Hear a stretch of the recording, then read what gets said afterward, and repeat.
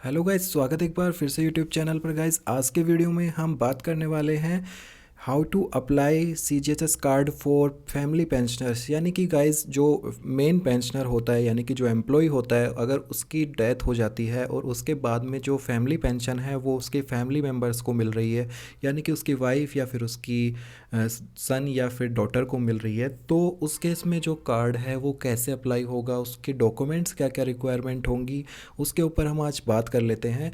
तो सबसे पहले गाइस, आपको जो है CGHS कार्ड अप्लाई करने के लिए यहाँ पे आपके पास में होना चाहिए मेन जो पेंशनर है उसके जो PPO है वो होना चाहिए। साथ में आपको जो फैमिली पेंशन के अगर आप अप्लाई कर रहे हैं तो उस केस में आपके पास एक पेंशन स्लिप होनी चाहिए, जो कि आपको FMA प्रूफ के लिए लगेगी। यानी कि आपका मेडिकल अलाउंस आपको नहीं मिल रहा है तो उस केस में आपको पेंशन स्लिप लगानी है। और आपके पास में जो है आपकी जो पासपोर्ट साइज़ फ़ोटो होनी चाहिए, साथ में एड्रेस प्रूफ, ID प्रूफ्स, और अगर डिपेंडेंट्स है तो उनके भी ID प्रूफ्स होने चाहिए, और इनकम प्रूफ भी लगता है, वो मैं बता देता हूँ। तो चलिए गाइज़, अब आपको मैं बताता हूँ कि कैसे अप्लाई करना है। सबसे पहले गाइज़, आपको CGHS की वेबसाइट पे आना है। यहाँ पे आप देख सकते हैं कि CGHS की जो वेबसाइट है मैंने ओपन कर ली है। यहाँ पे आपको कॉर्नर पे जो ये apply for CGHS card option दिख रहा है, इस पर आपको क्लिक कर लेना है। गाइज, जैसे ही आप यहाँ पे क्लिक करते हैं तो आपके सामने एक स्क्रीन आती है, जो कि आपको यहाँ पे कुछ इंस्ट्रक्शंस हैं वो आप पेंशनर्स के लिए वो आप देख सकते हैं कि ये आपके पास जो अवेलेबल डॉक्यूमेंट्स है उनकी एक लिस्ट दी हुई है, वो आप देख सकते हैं, ये आपके पास होना चाहिए। और साथ में जो है आपके पास में कुछ नॉमिनी फॉर्म है, ये आप डाउनलोड करके इसको फिलअप कर सकते हैं। और ये एक पैन कार्ड नॉन अवेलेबिलिटी का फॉर्म दिया हुआ है, ये अगर आपके पास पैन कार्ड नहीं है तो उसी केस में आप इसको डाउनलोड कर सकते हैं। तो चलिए हम इसको पहले कंटिन्यू करते हैं, आगे देखते हैं इसमें होता क्या है। तो सबसे पहले मोबाइल वेरिफिकेशन आपको यहाँ पे करना पड़ेगा। मोबाइल वेरिफिकेशन आपको जो मेन कार्ड होल्डर है उसका अप्लाई दे सकते हैं, फिर किसी फैमिली मेम्बर का भी रख सकते हैं, क्योंकि यही मोबाइल आपका जो है CGHS में रजिस्टर हो जाएगा। तो यहाँ से हम इसको एक बार मोबाइल वेरिफिकेशन कर लेते हैं।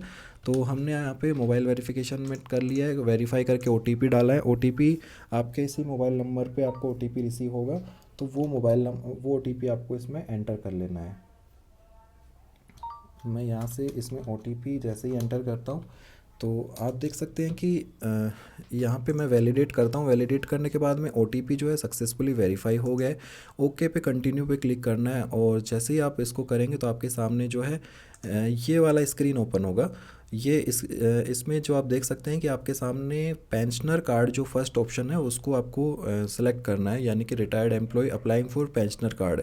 अब ये आपको अलग से फैमिली पेंशन का ऑप्शन नहीं मिलने वाला है, इसमें आपको सिर्फ ये पेंशनर कार्ड है, उसी के थ्रू ही आपको फैमिली पेंशन भी अप्लाई होगा। मैं बताऊंगा आपको वीडियो में कैसे आगे एक ऑप्शन है वो सिलेक्ट करना पड़ेगा। तो यहाँ पे अप्लाई हियर पे क्लिक करेंगे, यहाँ पे आपको जो है उनकी जानकारी फिलअप कर लेनी है। तो जैसे ही हम यहाँ पे जानकारी फिलअप कर लेते हैं कि हम उनकी जो कार्ड को अप्लाई कर रहे हैं, तो यहाँ पे आपको DOB एंटर करनी है। अब ये जानकारी किसकी फिलअप करनी है, ये आपको जो फैमिली पेंशन अभी एलिजिबल है उनकी जानकारी यहाँ पे देनी है आपको, यानी कि जिनको फैमिली पेंशन मिल रही है। तो यहाँ पे हम उसको एंटर कर लेते हैं। यहाँ आपको ईमेल आईडी एंटर कर लेना है। आपको ईमेल आईडी, जो भी आपका ईमेल आईडी आप यहाँ पे एंटर करेंगे वही आपका CGHS में रजिस्टर्ड हो जाएगा।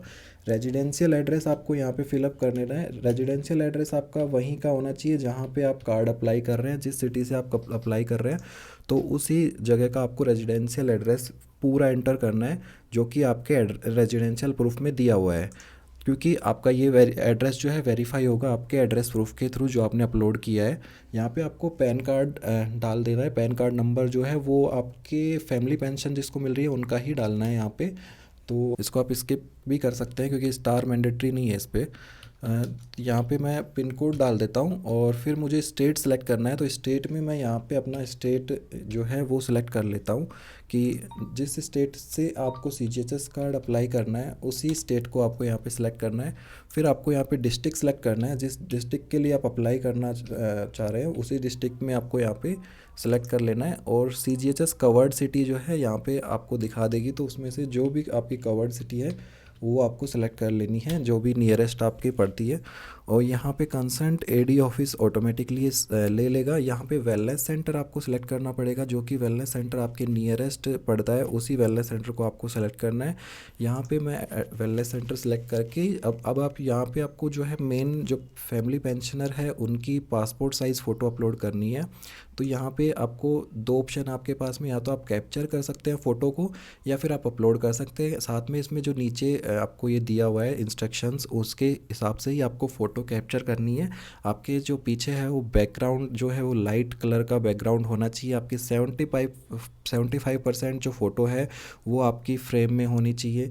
ऐसा इसका रिक्वायरमेंट्स है, उसी के हिसाब से आपको कंप्लीट करना है। अगर आप फ़ोटो भी अपलोड कर रहे हैं तो उसकी जो है पीएनजी या जेपीजी फॉर्मेट में अपलोड करनी है, और 70 KB की जो फ़ोटो होनी चाहिए। तो हम इसको अपलोड कर लेते हैं। यहाँ से अपलोड करके मैंने इसको सेलेक्ट कर लिया। अब देखिए यहाँ पे मेरी जो फ़ोटो है वो यहाँ पे अपीयर हो रही है।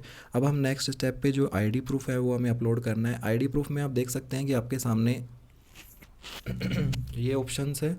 इसको आपको जो भी सिलेक्ट करना है वो सिलेक्ट कर लीजिए। जैसे पैन कार्ड होता है, पैन कार्ड हमने सेलेक्ट कर लिया, और पैन कार्ड की एक फ़ोटो कॉपी जो है यहाँ पे आपको अपलोड कर देनी है। और जैसे इसको अपलोड करेंगे, ये देखिए इसको ना 2 MB के अंदर ही रखना है आपको। तो हम इसको फ़िलहाल जो है अपलोड करने के लिए हम इसको ये अपलोड कर देते हैं। ओके, तो अभी मैं इसको सिर्फ डमी रूप में एक डाटा जो है अपडेट कर रहा हूँ। आप अपने को जो डाटा है उसको करेक्टली अपलोड करना है, जो भी आप डॉक्यूमेंट सेलेक्ट करें वही उसमें डालना है। अभी देखिए यहाँ पे मैं रेजिडेंशियल प्रूफ में भी मेरे सामने बहुत सारे ऑप्शन हैं। तो मुझे यहाँ पे रेजिडेंशियल प्रूफ में मैं कोई भी एक रेजिडेंशियल प्रूफ मुझे इसमें से अपलोड करना होगा। तो यहाँ पे इजीली जो होता है वो अभी आधार कार्ड का ऑप्शन अवेलेबल नहीं है, आधार कार्ड आपको नहीं डालना है इसमें। तो यहाँ पे वोटर आईडी सेलेक्ट कर लेते हैं और वोटर आईडी को ही अपलोड कर देते हैं। तो यहाँ पे मैंने इसको अपलोड कर दिया है, और इसको अपलोड करके अपलोड ऑप्शन पे क्लिक करेंगे तो ये अपलोड हो जाएगा। उसके बाद में आप देखिए गाइस, यहाँ पे आपके सामने जो है डीडीओ कोड दिया हुआ है। डीडीओ कोड आपको अपनी जो पीपीओ के अंदर जो भी ऑर्गेनाइजेशन आपकी थी, यानी कि डिपार्टमेंट था, उसको आपको सेलेक्ट कर लेना है। अब अधिकतर लोगों का डिफेंस का रहता है, तो डिफेंस में डिपार्टमेंट ऑफ डिफेंस आप तो सर्च कर सकते हैं, या फिर आपका जो भी बीएसएफ वगैरह है तो बीएसएफ सेलेक्ट कर सकते हैं। और यदि कोई और डिपार्टमेंट है सेंट्रल गवर्नमेंट का तो वो भी आप इसमें सर्च कर सकते हैं। ये आपको थोड़ा सा इसमें खुद से ढूंढना पड़ेगा। तो फ़िलहाल जैसे कि अभी अपन देखते हैं कि इसमें डिफेंस का कोई डिपार्टमेंट है, तो हम वो सर्च कर लेते हैं और यहाँ पे हम उसको डाल देते हैं। बाकी बीएसएनएल का, पोस्ट ऑफिस के सभी डिपार्टमेंट अभी इसमें अपडेट हो चुके हैं, आप एक बार सर्च करके देख सकते हैं। अगर आपको कोई डिफेंस का डिपार्टमेंट नहीं मिल रहा है तो आप ये वाला जो है सेलेक्ट कर सकते हैं, ये बिल्कुल वैलिड है। तो डिपार्टमेंट ऑफ डिफेंस मैंने सेलेक्ट किया। यहाँ पे कार्ड टाइप में पेंशनर आएगा, और कार्ड सब कैटेगरी में ध्यान दीजिएगा। यहाँ पे आपको जो है फैमिली पेंशनर के लिए अगर आप अप्लाई कर रहे हैं तो यहाँ पे आपको कार्ड कैटेगरी में पेंशनर करके कार्ड सब कैटेगरी में आपको यहाँ पे फैमिली पेंशन करना पड़ेगा। यहाँ पे देखिए आपको ये ऑप्शन जो मिल रहा है फैमिली पेंशन वाला, ये सिलेक्ट करना है। इसी को सिलेक्ट करने के बाद में आपको फैमिली पेंशन कार्ड इशू होगा। तो अभी देखिए यहाँ पे गाइस हमें पे लेवल पूछ रहा है, या आपके पे लेवल जो है वो फिक्स होता है अकॉर्डिंग टू योर पीपीओ में आपको क्या दिया हुआ है वो पे लेवल आपको देखना है। अब देखिए यहाँ से 1 से 5 का जो लेवल है उसके लिए आपको जो पेमेंट करनी होती है वो होती है 250 रुपीज़ पर मंथ। और यानी कि 10 ईयर्स का अगर गवर्नमेंट पैसा चार्ज करती है लाइफ टाइम के लिए, तो आपकी जो अमाउंट आएगी वो 30,000 रुपीज़ आएगी, 1 से लेकर के 5 लेवल तक। और 6 लेवल जो है उसकी जो अमाउंट होती है वो 450 रुपीज़ पर मंथ होती है, यानी कि आपको जो 54,000 रुपीज़ पर कार्ड आएगा आपको लाइफ टाइम के लिए। और उसके बाद में 7 से लेके 11 तक आपके जो लेवल होता है उसकी 650 रुपीज़ पर मंथ का आपको जो है चार्ज करता है, यानी कि आपको जो अमाउंट आएगी वो आएगी 78,000 रुपीज़ लाइफ टाइम के लिए। और उसके बाद लेवल 12 से लेके 100 ऑन जहाँ तक भी है वहाँ पे आपको मैक्सिमम जो है 1,20,000 रुपये तक की अमाउंट आपको लाइफ टाइम की देनी पड़ेगी। तो इसी प्रकार से जो भी आपका पे लेवल उसमें दिया हुआ है वो आप सेलेक्ट कर लीजिएगा। यहाँ पे आपको लास्ट बेसिक पे सेलेक्ट करना है। लास्ट बेसिक पे डिपेंड करता है आपके पीपीओ में आपने जो बेसिक पे दिया हुआ है उसके ऊपर, यानी कि आपने रिटायरमेंट के टाइम पे आपका जो लास्ट बेसिक पे था वो क्या था वो आपको सेलेक्ट करना है। और ये जो भी आप वैल्यू सेलेक्ट कर रहे हैं ये आपके पीपीओ में क्लियरली मेंशन होनी चाहिए, अदरवाइज़ आपका फॉर्म है वो आपका जो है रिजेक्ट हो सकता है, क्योंकि ये चीज़ें आपकी वेरीफाई होंगी उन डॉक्यूमेंट्स के साथ में जो आप अपलोड कर रहे हैं। तो यहाँ पे हम जो है अब इसके अंदर लास्ट बेसिक पे में आपका जो है वार्ड एंटाइटलमेंट भी डिपेंड करता है, यानी कि जो भी आप सेलेक्ट करेंगे उसी के हिसाब से आपको वार्ड एंटाइटलमेंट मिलेगा। तो आप अगर देखिए 36,500 तक का अगर कोई बेसिक सेलेक्ट करते हैं तो उस केस में आपको जनरल वार्ड एंटाइटलमेंट होगा। 36,500 से लेके अगर आप 50,500 तक का वार्ड सेलेक्ट करते हैं तो बेसिक सेलेक्ट करते हैं तो उस केस में आपको सेमी प्राइवेट वार्ड मिल जाएगा। अगर 50,500 से लेके अगर आप ऊपर तक का कोई भी बेसिक सेलेक्ट करते हैं तो उस केस में आपको प्राइवेट वार्ड मिलेगा। तो देखिए गाइज़ अभी मैं आपको सेलेक्ट करता हूँ, जैसे कि 41,600 मैंने सेलेक्ट किया, तो यहाँ पे जो बेसिक की जो वार्ड एंटाइटलमेंट है इसने ऑटोमेटिकली सेमी प्राइवेट का दे दिया है, तो आप इसको देख सकते हैं। और उसके बाद में अगला जो ऑप्शन हमारे पास FMA प्रूफ का है। FMA प्रूफ होता है गाइज़ कि FMA एक मेडिकल अलाउंस मिलता है उस केस में मिलता है जहाँ पे CGHS की फैसिलिटीज़ अवेलेबल नहीं है। यदि आप मान लीजिए कि आप दिल्ली में रह रहे हैं और दिल्ली से दूर अगर आपकी कोई गांव में अगर आपका घर है तो वहाँ पे आपको क्या होता है कि मेडिकल अलाउंस की एक ऑप्शन दिया जाता है कि उसमें आप OPD के लिए मेडिकल अलाउंस क्लेम कर सकते हैं, जो कि अभी फ़िलहाल जो है 1,000 रुपीज़ आपको एक्स्ट्रा मिल रहा होगा अपने पेंशन के अंदर।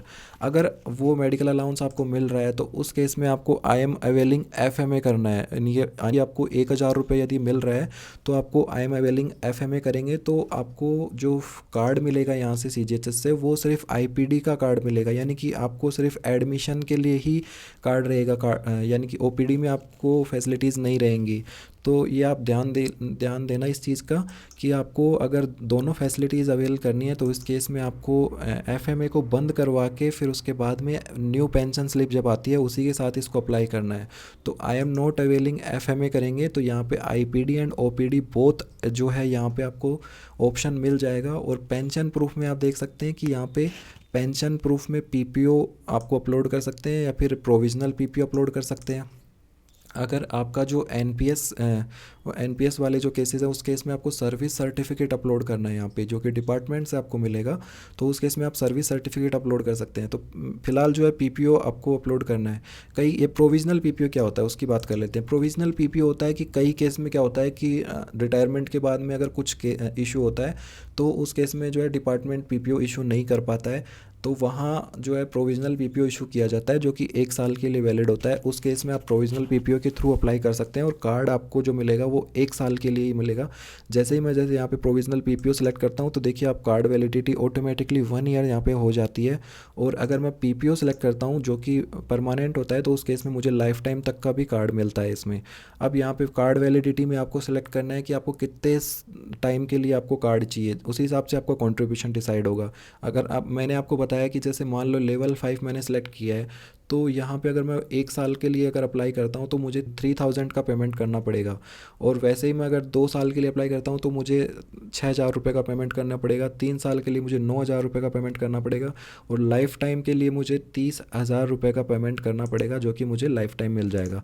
अब यहाँ पे अपना PPO नंबर आपको एंटर कर लेना है। PPO नंबर एंटर करने के बाद में आपको यहाँ पे पेंशन प्रूफ अपलोड करना है। पेंशन प्रूफ के लिए आपके पास में जो PPO है उसकी स्कैन कॉपी आपको यहाँ पे अपलोड करनी है। स्कैन कॉपी सेलेक्ट करके आपको यहाँ पे अपलोड पे क्लिक कर देना है। अब यहाँ देख सकते हैं कि आपको सामने FMA प्रूफ जो है, FMA का मतलब है कि अब जो हमने FMA का जो एंटाइटलमेंट इसमें सेलेक्ट किया है उसी को आपको वेरीफाई करना है यहाँ पे कि यदि आपको 1,000 रुपीज़ क्लेम मिल रहा है या नहीं मिल रहा है तो उसको प्रूफ करना पड़ेगा। नहीं अदरवाइज़ आपका जो फॉर्म है वो रिजेक्ट हो सकता है अगर आपने इसमें सही तरीके से अपलोड नहीं किया है तो यहाँ पे FMA प्रूफ आपको पेंशन स्लिप जो है आपको बैंक से या फिर स्पर्श के ऑफिस से मिलती है, तो आप वहाँ से जाके इसको ले सकते हैं और वो पेंशन स्लिप जो है आपकी लेटेस्ट वाली उसको आप अपलोड कर सकते हैं यहाँ पे। फिर आपको डेट ऑफ रिटायरमेंट है वो आपको सेलेक्ट करनी है। डेट ऑफ रिटायरमेंट के लिए तो ये आपकी रिटायरमेंट डेट होती है, इसको आप सेलेक्ट करके और यहाँ पे आप आगे बढ़ सकते हैं। अब देखिए यहाँ तक अपना फॉर्म जो है कंप्लीट हो गया है। अब ये जो है डिपेंडेंट्स के लिए हमें यहाँ पे अगर कुछ एडिशन करना है तो डिपेंडेंट्स को ऐड करने का फॉर्म हमारे सामने आ रहा है। तो यहाँ पे आप देख सकते हैं कि do you want to add dependent details, तो अगर हम डिपेंडेंट्स की बात करें तो हम वो भी यहाँ पे ऐड कर सकते हैं। अब डिपेंडेंट्स में फैमिली पेंशन को किस किस का जो है एंटाइटलमेंट होता है एडिशन करने के लिए, तो वो अपनी डॉटर का ऐड कर सकता है या अपने लड़के का, अगर वो 25 साल से कम है तो उसका ऐड कर सकता है। अगर रिड या फिर विडो या फिर डिवोर्स डॉटर है उसका एडिशन वो कर सकता है। अगर डिवोर्स डॉटर और विडो डॉटर के लड़का या लड़की हैं वो अगर 18 साल तक के हैं तो उनका भी वो ऐड कर सकता है। और अगर डिसेबल्ड सन है यानी कि 25 साल से ऊपर का अगर डिसेबल्ड सन है तो उस केस में भी वो उसको एडिशन कर सकता है। बस इतना ही इसमें एंटाइटल है उसको एडिशन करने का, इसके अलावा वो एडिशन नहीं कर पाएगा। और अगर मदर फादर हैं मेन पेंशनर के, यानी उनका भी एडिशन वो कर सकता है इसमें। ठीक है, तो यहाँ से हम डिपेंडेंट्स अभी फ़िलहाल के लिए इसको स्किप करते हैं, क्योंकि डिपेंडेंट्स तो मैंने पहले पिछले वीडियो में बता ही दिया था। अगर आपको फिर भी लगता है कि इसको अगर बताना है तो आप ही इसको मुझे बता देना, तो मैं आपको इसके लिए अलग से एक डिपेंडेंट्स का जो है वीडियो बना दूंगा। फ़िलहाल जो है नॉमिनी डिटेल्स में आपको यहाँ पे फिल कर लेना है जो भी आपके नॉमिनीज़ हैं। नॉमिनी का मतलब होता है कि ये एज ए एक इंश्योरेंस टाइप की स्कीम में होता है ना, कि जैसे कि कुछ क्लेम्स वगैरह अगर होते हैं, कुछ सेटलमेंट होता है, तो वो नॉमिनी उसको क्लेम कर सकता है। ये वैसा ही टाइप का ऑप्शन यहाँ पे दिया हुआ है। इसका कार्ड के बनने या ना बनने से कोई संबंध नहीं है, इनका कार्ड इशू नहीं होगा इनको। तो यहाँ पे आप देखिए क्या क्या आप किस किस को आप नॉमिनी बना सकते हैं, उसका ऑप्शन यहाँ पे दिया हुआ है। तो आप इनको नॉमिनी बना लीजिए और यहाँ पे इसमें उनका मोबाइल नंबर डाल दीजिए और यहाँ पे उनका एड्रेस सेलेक्ट कर दीजिए, जिस भी एड्रेस पे वो रह रहे हैं। तो यहाँ पे हमने उनका एड्रेस फिलअप कर दिया और यहाँ पे आप देख सकते हैं कि अब नेक्स्ट पे जब जैसे ही क्लिक करेंगे, अब इसमें देख सकते हैं कि आपके सामने अंडरटेकिंग आ रही है। अंडरटेकिंग में ये सारे जो ऑप्शंस हैं आपको अच्छे से पढ़ लेने हैं। उसके बाद में आपको साइन करना है, क्योंकि ये एज ए डिजिटल साइन है और अंडरटेकिंग है आपकी। अगर आपने कुछ फॉल्स क्लेम किया है तो आपके ऊपर उस पर कार्रवाई हो सकती है। तो इसलिए आपको इसको पढ़ के और फिर सेलेक्ट करना है और फिर इसको प्रीव्यू कर लेना है। प्रीव्यू करने के बाद में आप देख सकते हैं कि आपका जो फॉर्म है यहाँ पे सामने अपीयर हो जाएगा और इस फॉर्म को जो है आपको फिलअप करके सबमिट करना है अपने नियरेस्ट जो भी आपका एडी ऑफिस है सीजीएचएस का, वहाँ सबमिट करना है। सबमिट करने से ये होता है कि आपका जो है जल्दी वेरिफिकेशन हो जाएगा। अदरवाइज़ क्या होगा कि कई बार मतलब वर्कलोड की वजह से जो है थोड़ा सा काम ज़्यादा रहता है, तो ऑनलाइन के बेसिस पे नहीं मिलता है। कुछ जगह कुछ सिटीज़ में ऑनलाइन के बेसिस पे भी वेरिफिकेशन मिल रहा है, कुछ पे नहीं मिल रहा है। तो अगर आपको थोड़ा जल्दी चाहिए तो उस केस में आपको ना इसको ले जाके साथ में अटैचमेंट्स जो डॉक्यूमेंट्स हमने अपलोड किए हैं वो सारे इसमें अटैच करके वो आपको सबमिट करना है। ठीक है, तो यहाँ पे आपको सेव कर देना है। और एक चीज़ और बतानी थी मुझे कि पीपीओ प्रूफ में अगर आपने जो पीपीओ है वो अगर पेंशनर का अपलोड किया है, यानी कि जो जिनकी डेथ हो गई उनका अपलोड किया है, तो साथ में आपको फिर उनकी जो डेथ सर्टिफिकेट है वो भी अटैच करना है। इसमें डेथ सर्टिफिकेट अटैच करने के लिए इसी में आप जो है पीडीएफ में इसको मर्ज करके और फिर अपलोड कर सकते हैं, ताकि आपका जो फॉर्म है वो कहीं रिजेक्ट ना हो और जो भी डॉक्यूमेंट्स हैं वो सारे जो प्रूफ करें कि आपका जो एप्लीकेशन है वो बिल्कुल वैलिड है, तो आपको अप्रूवल मिलने में आसानी होगी। ठीक है, तो गाइज़ ये वीडियो था आज का, इसको आप कंप्लीटली देखिए। अगर इसमें कुछ आपको लग रहा है कि कुछ मिसिंग है, अगर कुछ और इन्फॉर्मेशन आपको चाहिए तो आप मुझे कमेंट सेक्शन में पूछ सकते हैं। तो क्योंकि वीडियो काफ़ी लंबे हो जाते हैं ऐसे वीडियोस में, तो उसको हम कम्प्लीटली जो है टुकड़ों में कुछ कुछ वीडियोस में बताना पड़ता है। तो आप मुझे कमेंट सेक्शन में पूछ सकते हैं, मैं आपको बिल्कुल हेल्प करूँगा। तो चलिए आज का वीडियो यहीं एंड करते हैं और मिलते हैं फिर से किसी नए टॉपिक के साथ में। तब तक के लिए दोस्तों बाय बाय, जय हिंद और जय भारत।